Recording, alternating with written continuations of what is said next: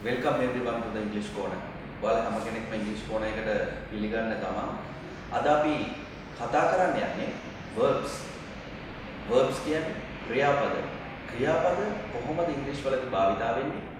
මොනවද verbs category කරන්න පුළුවන්, වෙන් කරන්න පුළුවන් කොහොමද? මේක tenses වලට වැදගත් වෙන්නේ මොන විදියටද කියලා අපි අද කියලා දෙනවා. ඒ වගේමයි අපි verbs lesson එක ඉවර වුණාම tenses පටන් ගන්නවා. tenses වලදී ඔයාලට හරියටම කොහොමද active passive sentences ගොඩනගන්නේ කියලා අපි මේ lessons වලදී කියලා දෙනවා. ඒ වගේමයි අපෙන් ගොඩක් අය අහපු ප්‍රශ්න දෙකක් තිබුණා. එකක් තමයි දැන් අපේ COVID-19 තත්ත්වය settle වෙගෙන එද්දී මේක සමහර රටවල් වල වැඩි වෙලා තියෙද්දි අපි මේක කන්ට්‍රෝල් කරන් එද්දී දැන් අපිට රට සාමාන්‍ය තත්ත්වයට ඇවිල්ලා තියෙනවා. එතකොට ටියුෂන් ක්ලාසස් ස්ටාර්ට් කරන්න, පාසල් පටන් ගන්න, දින නියම වෙලා තියෙද්දි අපෙන් සමහර අය අහලා තිබුණා කොවිඩ් නිසා පටන් ගත්ත මේ වැඩේ නැවත නවතීද කියලා. අපි ඒ හැම කෙනෙක්ටම කියන්නේ අපි මේක කන්ටිනියුවස්ලි කරගෙන යනවා. එකක් ග්‍රැමර්. අනිත් ක්වෙස්චන් එක තමයි මේ ස්පෝකන් කරනවද නැද්ද කියන එක අහලා තිබුණා. අපි අනිවාර්යයෙන්ම ටෙන්සස් ඉවරුනහම ස්පෝකන් කොහොමද ප්‍රැක්ටිස් කරන්න කියලා කන්වර්සේෂන්ස් විවිධ ඇක්ටිවිටීස් වලින් ඔයාලට අරගෙන එනවා. මේ ස්පෝකන් කරන්න කලින් ග්‍රැමර් කියලා දුන්නේ හරියටම කොහොමද අපි මේක බිල්ඩ් කරන්න කියලා ඕන නිසා ඒ වගේම ස්පෝකන් කරද්දී කොහොමද අපි මේ කතා කරන දේවල් යොදාගත්තේ ඇයි කියන හේතුව ඔයාලට දැන් අමතක වෙන්නේ නැහැ ග්‍රැමර් දන්න නිසා. ඒක නිසා අපි අනිවාර්යයෙන්ම ඔයාලත් එක්ක දිගටම රැඳිලා ඉන්නවා. ඉංග්‍රීසි කෝණ එකත් එක්ක දිගටම රැඳිලා ඉන්න. verbs කියන lesson එකත් එක්ක join වෙන ඔයාලටකින් මම request එකක් කරනවා. verbs වලදී නම් ඔයාලා අද මේ lesson එකත් එක්ක join වෙන්නේ. කලින් lessons අනිවාර්යයෙන්ම follow කරලා ඉන්න. නැත්නම් ඔයාලට අමාරුයි කොහොමද මේක build වෙන්නේ කියලා දැනගන්න. පල්ලෙහා description එකේ links ටික දාලා තියෙනවා. අනිවාර්යයෙන් මේ lessons follow කරලා ඉංග්‍රීසි කෝණ එකත් එක්ක join වෙන්න. Now we are going to talk about verbs under three categories. අපි කතා කරන්න යන්නේ verbs ගැන category තුනක් යටතේ. First one state verbs, action verbs. අපි පළවෙනි කොටස යටතේ කතා කරනවා state verbs කියන්නේ මොනවද? action verbs කියන්නේ මොනවද? Second one main verbs, helping verbs. ප්‍රධාන ක්‍රියාව මොනවද? helping verbs උපකාරක ක්‍රියා කියන්නේ මොනවද? Third one regular verbs, irregular verbs. This is the important one. මේක තමයි අපිට ටෙන්සස් වලදී important වැදගත්ම වෙන කැටගරි එක. අපි මේක ගැන මේ කැටගරිස් තුන ගැනම වෙනම කතා කරනවා. කොහොමද ඉංග්‍රීසි වලදී මේක යූස් වෙන්නේ කියලා. verbs වලදී first category යටතේ අපි කතා කරනවා state verbs and action verbs. state verb එකකදී මොකක්ද කරන්නේ? express a situation. situation එකක් ගැන තමයි ප්‍රකාශ වෙන්නේ. example එකක් ගත්තොත් has, think, like මේවා තමයි example. first example එක කිව්වට පස්සේ ඔයාලට පැහැදිලි වෙයි මොකක්ද මේ කියන්නේ. John has a good job. Johnට තියෙනවා හොඳ රැකියාවක්. has කියන එක තමයි මේකේ state verb එක වෙන්නේ. එතකොට මේකේ action එකක් නැහැ, no action. Jane likes social activities. Jane කැමති සමාජ ක්‍රියාකාරකම් වලට. මේකේ verb එක වෙන්නේ likes. කැමති කියන එකනේ. මේ එකවත් action එකක්, physical activity එකක් මොකුත් කතා වෙන්නේ නැහැ. කැමති කිව්වම ක්‍රියාවක් වෙන බවක් ඔයගොල්ලන්ට පේන්නේ නැහැ. නමුත් ඒක state verb එකක් විදිහට අපි සලකනවා. Second one action verbs. Action verbs කියන්නේ express a physical activity. අපි physically මොනවා හරි ක්‍රියාවක් කරනවා නම් ඒක action verb එකක්. example එකක් ගත්තොත් write. write කියන්නේ ලියනවා. ඒක physically කරන activity එකක්. අපිට කරද්දී ඒ ක්‍රියාව පේනවා. hit කියන්නේ ගහනවා. run දුවනවා. walk ඇවිදිනවා. grow වර්ධනය වෙනවා, වැවෙනවා කියන එක. මේ ඔක්කොම action verbs වලට අයිති. එතකොට පළවෙනි කැටගරි එකේ අපි කතා කරේ first one is state verbs, second one action verbs. state verb වලදී no action එකක් නැහැ. action verbs වලදී physical activity එකක් තියෙනවා. එතකොට first category එකේදී ඔයාලට බෙදන්න පුළුවන් state verbs and action verbs. Next we are going to second category Under second category, we are talking about main verbs and helping verbs. Second category එකකට අපි කතා කරනවා main verb කියන්නේ මොනවද? helping verbs කියන්නේ මොනවද? sentence එකක් ගත්තාම ඔයාලා දන්නවා main verb කියන්නේ ප්‍රධාන ක්‍රියාපදය. We can play the guitar. අපිට පුළුවන් ගිටාර් එක වාදනය කරන්න. ගිටාර් එක ප්ලේ කරන්න පුළුවන්. එතකොට මේකේ main verb එක මොකක්ද? play. play කියන්නේ main verb එක. මේ can කියන්නේ ඔයාලා දන්නවා අපි කලින් lessons වලදී කරා can කියන එක තමයි auxiliary එක. helping verb එක. උපකාරක ක්‍රියාපදය. She will come here. ඇය මෙහි එයි. එතකොට මේකේ main verb එක තමයි come. come කියන එක තමයි main verb එක වෙන්නේ. will කියන එක auxiliary එක. helping verbs කියන්නේ auxiliary verbs කියන්නේ same නේ. උපකාරක ක්‍රියාපද වලට තමයි helping verbs කියන්නේ. එතකොට I am going to the school. I am going to the school කියන එකේ am කියන්නේ helping verb එක උපකාරක ක්‍රියාපදය. The president will dissolve the parliament. president කියන්නේ ජනාධිපතිතුමා. The president කියන්නේ ජනාධිපතිතුමා will dissolve. dissolve කියන්නේ විසිරුවාවි. dissolve විසිරුවනවා. will dissolve විසිරුවාවි. parliament. එතකොට parliament එක විසිරුවාවි කිව්වහම මේ dissolve කියන එක විසිරුවනවා කියන එක තමයි main verb එක. auxiliary වෙන්නේ helping verb එක වෙන්නේ will. එතකොට මේ helping verb එකෙන් නැත්නම් auxiliary verb එකෙන් කරන්නේ අපේ tense එක ගැන අවබෝධයක් දෙනවා. මේ sentence එක කතා කරන්නේ මොන tense එකේද කියලා. එහෙනම් ඔයාලා කියන්න. ඔයාලා කලින් කරපු lessons එක මේ sentence එක මොන tense එකේදද? මේ am කියන නිසා මේකෙන් කියවෙන්නේ present බව. going නිසා මේක present continuous වාක්‍යයක්. වර්තමාන කාලේ කරමින් ඉන්නේ අපි ඉස්සරහට කතා කරන tense සරා. නමුත් මතක තියාගන්න second category එකේ අපි කතා කරන්නේ main verbs, helping verbs. ප්‍රධාන ක්‍රියාව මොකක්ද? උපකාරක ක්‍රියාව මොකක්ද? එතකොට ඔයාලට sentence එකක් දැක්ක ගමන් අඳුර ගන්න පුළුවන් වෙන්න ඕන what is the main verb and the helping verbs. helping verb එකේ කාර්යය තමයි එයා අපිට ඔළුවට දෙනවා මේ tense එකේදී තමයි මේ sentence එක use වෙන්නේ. am කියන එක present, will කියන එක future. Next we are going to talk about regular and irregular verbs. මේක තමයි important part එක. regular verbs කියන්නේ irregular verbs කියන්නේ මොනවද? Under third and last category we are talking about regular verbs, irregular verbs. regular verbs කියන්නේ මොනවද? irregular කියන්නේ මොනවද? මේක තමයි important part එක. regular verbs. regular කියන එකේ තේරුම තමයි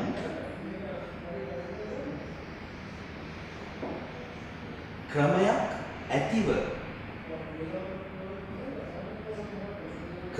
ඇතිව වෙනස් වන ක්‍රියා. regular කියන්නේ ක්‍රමයක් තියෙනවා. මොකද්ද ක්‍රමය? මේ example එක ගත්තොත් play. play කියන්නේ අපි සෙල්ලම් කරනවා, වාදනය කරනවා, දෙකම use කරනවා. මේ play කියන එකේ past form එක මොකද්ද? අතීත ක්‍රියාව මොකක්ද? play කියන එකේ අතීත ක්‍රියාව තමයි played. එතකොට ඔයාලට පේනවා play වලට ed එකතු වුණා. ed එකතු වෙලා තමයි past එක හැදෙන්නේ. watch, watched ed එකතු වෙනවා. wash සෝදනවා, සේදුවා කියන්නේ washed. clean කියන්නේ පිරිසිදු කරනවා, clean කියන්නේ පිරිසිදු කළා. එතකොට ඔයාලට පේනවා මම මේ දීපු examples වල past form එක නැත්නම් අතීතේ හදන්නේ මේ present verb එකට ed එකතු කරලා. එතකොට ක්‍රමයක් තියෙනවනේ. ක්‍රමයක් ඇතිව වෙනස් වෙන්නේ. ඒක නිසා මේවට කියනවා අපි regular verbs කියලා. ක්‍රමයක් ඇතිව වෙනස් වෙන ක්‍රියා. එතකොට ඔයාලා දන්න ඕනම verb එකක් දාලා බලන්න ඒකේ past form එක හදන්නේ ed දාලා නම් ඒක regular verb එකක්. second one irregular verbs.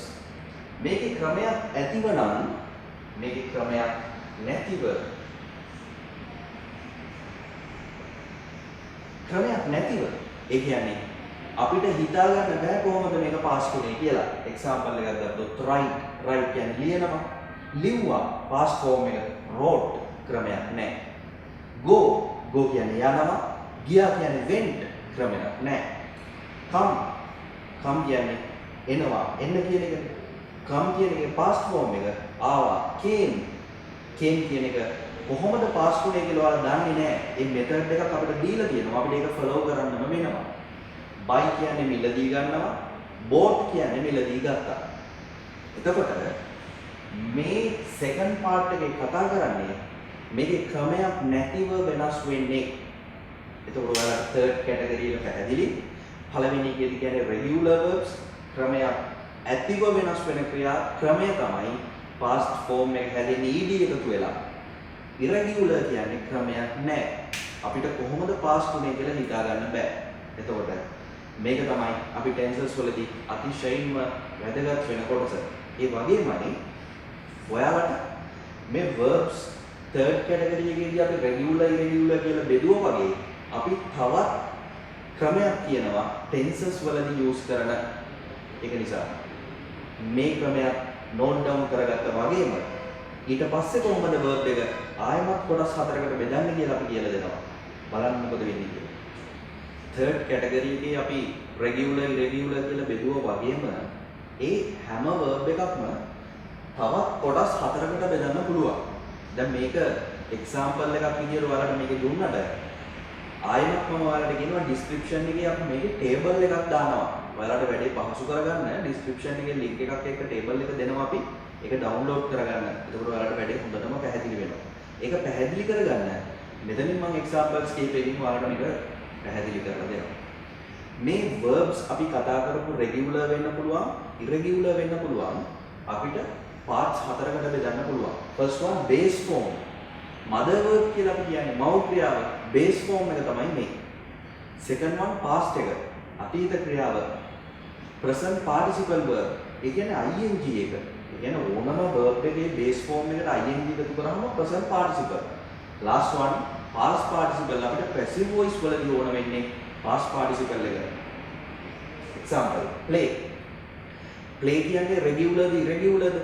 දැන් ඔයාලට මම කලින් කිව්වනේ play කියන එකට ed එකතු වෙලා තමයි past form එක හැදෙන්නේ. එතකොට ඒක regular verb එකක්. play වලට එතකොට past form එක කොහොමද එන්නේ? play played.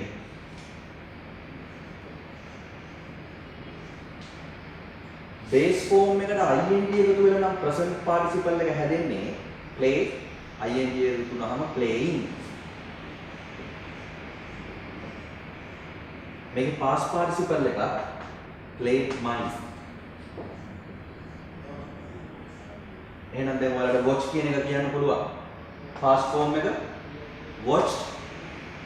present participle එක watch වලට ing එකතු වුණාම watching. past form එකමයි ඒ කියන්නේ watched. මේ තමයි regular verbs වල කොටස් හතරකට බෙදෙන විදිය. එතකොට මම ඔයාලට දීපු list එකේ ඔයාලට blanks දීලා තියෙනවා. ඔයාලට මේ regular ඒවා ed දාලා fill කරගන්න පුළුවන්. පැහැදිලි නේද? regular වලදී කරන්නේ ed දාලා past form එක හදනවා.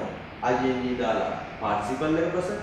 past participle එක ed මයි. ඒක නිසා තමයි මේක ed එකතු වෙලා හැදෙන නිසා මේක regular verbs උනේ.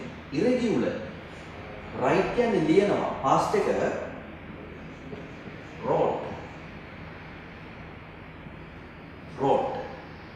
ing form එක තමයි base එකට. e තියෙන නිසා e අයින් වෙනවා. writing. participle එක written. write, wrote, writing, written. go. go කියන්නේ යනවා. went කියන්නේ ගියා. going. past participle එක gone. එතකොට ඔයාලට පේනවා මේක past වෙන්නවත් past participle වෙන්නවත් ක්‍රමයක් නැහැ. ඒක නිසා තමයි අපි කිව්වේ irregular කියලා. පැහැදිලි නේද ඔයාලට? මේක regular, මේක irregular. මේ කොටස් හතර අපි ඊළඟට කරන්න යන්නේ tenses. ඒ වගේදී අනිවාර්යයෙන්ම මේක important වෙනවා. ඒ කියන්නේ ඔයා දැනගෙන ඉන්න ඕන verb එක mother verb එක නැත්නම් present verb එක මොකද්ද? past verb එක ing form එක past participle එක ක්‍රියාවේ අවසාන අවස්ථාව මොකක්ද කියලා. අද අපි lesson එකේදී කතා කළේ verbs ක්‍රියාපද summary එකක් ගත්තොත් first category එක action verbs, state verbs, then main verbs, helping verbs, most important one regular and irregular. මේක තමයි අද අපි lesson එක. රැඳිලා ඉන්න quote of the day.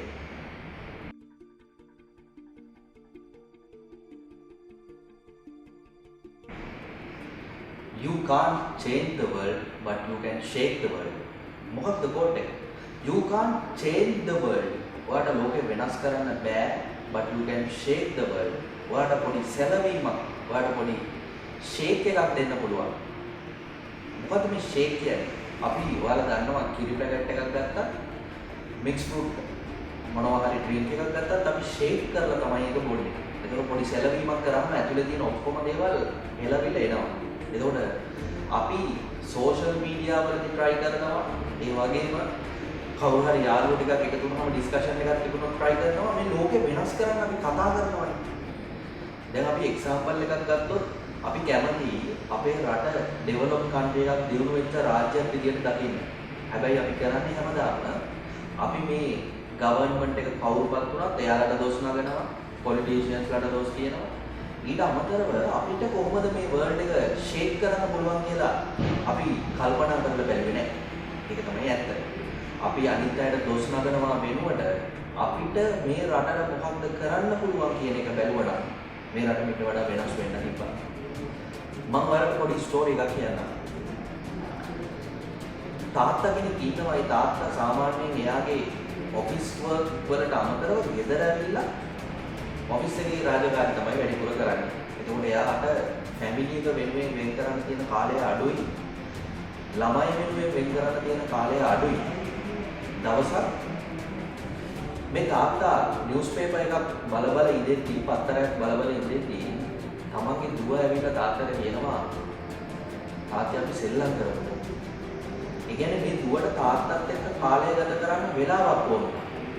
තාත්තට නම් මේ ඉන්ටරෙස්ටිං මේ නිවුස් පේපර් එක කියවන එක ඊට වඩා ඒක නිසා තාත්තා කියනවා තාත්තා කියවපු පත්තරේ එක පේජ් එක තියෙනවා ලෝකසිතිය. මේ තාත්තා කියනවා මේ පේජ් එක ගලවලා ඉරලා කියනවා මේ පේජ් එක මැප් එක ඉරලා කියනවා තාත්තා මේ මැප් එක ඔයා හැදුවොත් මම ඔයත් එක්ක සෙල්ලම් කරන්න එනවා. ඒ කියන්නේ තාත්තා මේක දෙන්නේ මේක හදාගන්න මේ පුංචි දරුවට අමාරුයි කියලා තීරණය කරලා. ඒතර මැප් එක කෑලි වලට ඉරුවට මේ දරුවා මේක ඉක්මනටම හදනවා. එතකොට මේක ඉක්මනටම හැදුවම තාත්තට පුදුමයි. තාත්තා අහනවා කොහොමද පුතේ මෙච්චර ඉක්මනට හැදුවේ කියලා. එතකොට මේ දරුවා කියනවා තාත්තේ මම වර්ල්ඩ් මැප් එක නෙමෙයි හැදුවේ. තාත්තා මේක ඉරනකොට මේ වර්ල්ඩ් මැප් එකට මෙහා පැත්තේ තිබුණේ මිනිස්සෙක්ගේ මූණ. තාත්තේ මම ලෝකේ කොහොමද තියෙන්නේ කියලා දන්නේ නැති වුණාට මිනිස්සෙක්ගේ නලල ඇස් නහය කඩ කොහොමද මූණ තියෙන්න ඕන කියලා දන්නවා. ඒක නිසා මට මේක ඉක්මනට හදන්න පුළුවන් වුණා. අපිට එකෙන් ගන්න දෙයක් තියෙනවනේ. මොකක්ද? අපිට ලෝකය හදන්න බැරි වෙයි සමහර වෙලාවට. අපිට නම් මිනිහෙක් විදියට අපිට ඉන්ටර්නලි චේන්ජ් වෙන්න පුළුවන්. ඇතුලෙන් අපිට පුළුවන් වෙනස් වෙන්න. මේ රට මොනවද අපිට කරේ කියලා අහනවා වෙනකොට අපිට මොනවද සර්ව් කරන්න පුළුවන් මේ කන්ට්‍රි එකට? මොනවද අපිට කරන්න පුළුවන් කියලා අහන්න පුරුදු වෙමු. අපි රට වෙනුවෙන් දෙයක් කරන්න පුරුදු වෙමු. එහෙම වුණොත් you can change the world. If not, you can't change the world. You can shake the world. අපේ lesson එක ඒ වගේම motivational part එක ඔයාලට මොනෝම හරි දෙයක් මේකෙන් ඔයාලට ගන්න පුළුවන් වුණා නම් තව කෙනෙක් මේක බලන්න share කරන්න අපේ lesson එක like කරන්න ඒ විතරක් නෙමෙයි ඔයාලට lesson එක ඇතුලේ මොනෝම හරි ප්‍රශ්නයක් තියෙනවා නම් comment section එකේ දාන්න අපි ඔයාලට reply කරනවා English Corner channel එක තාම subscribe කරේ නැත්නම් subscribe කරන්න bell icon එක click කරන්න අපි ඔයාලට new lesson එකක් දාපු ගමන් ඔයාලට notification එකක් එයි Thank you very much for staying with us.